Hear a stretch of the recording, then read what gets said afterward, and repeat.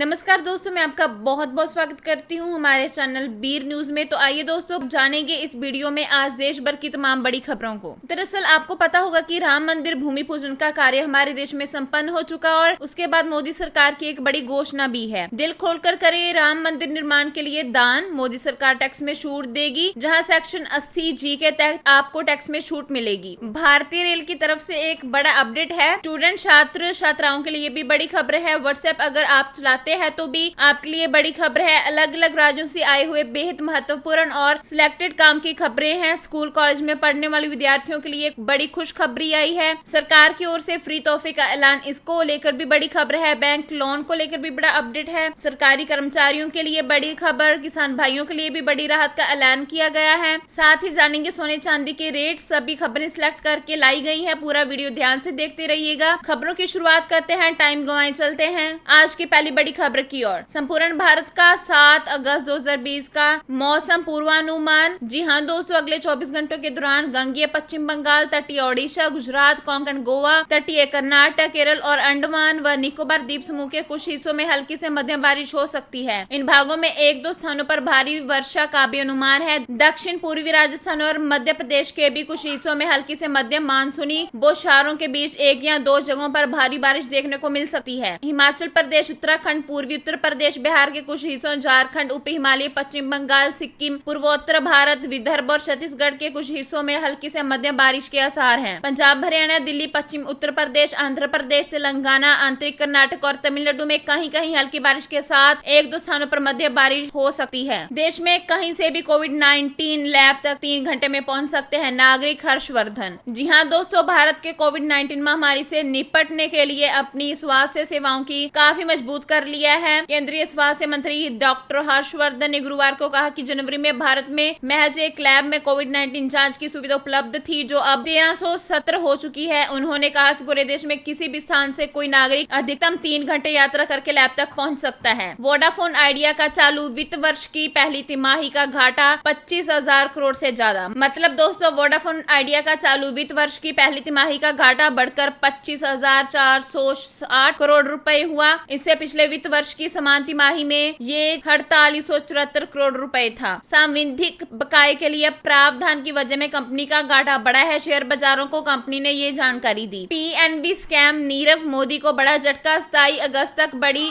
न्यायिक हिरासत। जी हाँ दोस्तों, लंदन की एक अदालत ने पीएनबी धोखाधड़ी मामले में वांछित भगोड़ा हीरा कारोबारी नीरव मोदी की न्यायिक हिरासत को 27 अगस्त तक बढ़ा दिया है। उल्लेखनीय है कि मोदी ने पंजाब नेशनल बैंक के साथ करीब $2 अरब की धोखाधड़ी को अंजाम दिया। इसे लेकर भारत में विभिन्न जांच एजेंसियों ने उनके खिलाफ मामला दर्ज किया है। इस मामले में मोदी के सहयोगी मेहुल चोकसी भी भारत में वंचित हैं। आरबीआई का बड़ा फैसला, स्टार्टअप को प्रायोरिटी सेक्टर लैंडिंग में किया शामिल, आसानी से मिलेगा बैंक लोन। मतलब दोस्तों, रिजर्व बैंक ऑफ इंडिया ने स्टार्टअप के लिए नकदी की दिक्कत दूर करने के लिए हाथ से बड़ा फैसला लिया है। आरबीआई ने स्टार्टअप को प्रायोरिटी सेक्टर लैंडिंग में शामिल कर दिया है। साथ ही रिन्यूएबल एनर्जी सेक्टर के लिए कर्ज लेने की सीमा बढ़ाने का फैसला किया है। वहीं केंद्रीय बैंक ने छोटे व सीमांत किसानों और कमजोर तबके को बांटे जाने वाले कर्ज का लक्ष्य बढ़ाने का फैसला भी किया है। सोने के भाव ने तोड़े सारे रिकॉर्ड, 6465 रुपए उछली चांदी। जी हाँ दोस्तों, आज सोना अब तक के सारे रिकॉर्ड तोड़ते हुए 55,000 रुपए प्रति 10 ग्राम के पार चला गया है, जबकि दिल्ली सराफा बाजार में ये 56,181 रुपए प्रति 10 ग्राम के भाव पर पहुंच गया। वही चांदी 71,000 रुपए प्रति किलो के पार पहुंच गई है। देश भर के सराफा बाजारों सोना 1197 रुपए की बड़ी छलांग लगाते हुए 55,201 रुपए प्रति 10 ग्राम पर खुला और शाम तक एक और नया रिकॉर्ड बनाकर 55,448 रुपए पर बंद हुआ। मंगलवार के मुकाबले सोने के हाजिर भाव में 1,444 रुपए प्रति 10 ग्राम का उछाल आया है। वहीं 6465 रुपए प्रति किलो की ऊंची छलांग लगाती हुई चांदी 71,200 रुपए पर पहुंच गई है। मुंबई में भारी बारिश के कहर से बेपटरी हुई जिंदगी। 12 घंटे में 294 मिलीमीटर बारिश ने तोड़ा 46 साल का रिकॉर्ड। जी हाँ दोस्तों, मुंबई में मूसलाधार बारिश ने एक बार फिर कहर ढाया है। मूसलाधार बारिश और तेज हवाओं ने मुंबई की रफ्तार रोक माया नगरी वालों को पूरी तरह से परेशान कर दिया है। बुधवार को 12 घंटे की बारिश से मुंबई के सभी इलाके जलमग्न हो गए, पेड़ गिर गए, रेल सेवा ठप हो गई, हाईवे बंद हो गए, सड़कें डूब डूब गई और घरों में पानी घुस गया। 7 अगस्त से किसानों के लिए रेलवे चलाएगा किसान विशेष पार्सल ट्रेन, मिलेंगे कई फायदे। मतलब दोस्तों, कोरोना वायरस महामारी की गंभीर स्थिति में किसानों की मदद के लिए भारतीय रेलवे ने बड़ा कदम उठाया है। रेलवे ने किसानों के लिए किसान स्पेशल पार्सल ट्रेन चलाने का फैसला किया है। कोरोना काल में मध्य रेल की किसान विशेष पार्सल ट्रेन किसानों के वरदान बनकर आई है। मध्य रेल की किसान विशेष पार्सल ट्रेन महाराष्ट्र के देवलाली और बिहार के दानापुर के बीच चलेगी, जिससे सब्जियां, फल आदि चीजें समय पर उपभोक्ताओं तक आसानी से पहुंच सकेंगी। देश के इस राज्य में नहीं खुलेंगे स्कूल, जनता से पूछकर सरकार लेगी फैसला। जी हाँ दोस्तों, कोरोना संकट को देखते हुए तमिलनाडु के स्कूल शिक्षा मंत्री के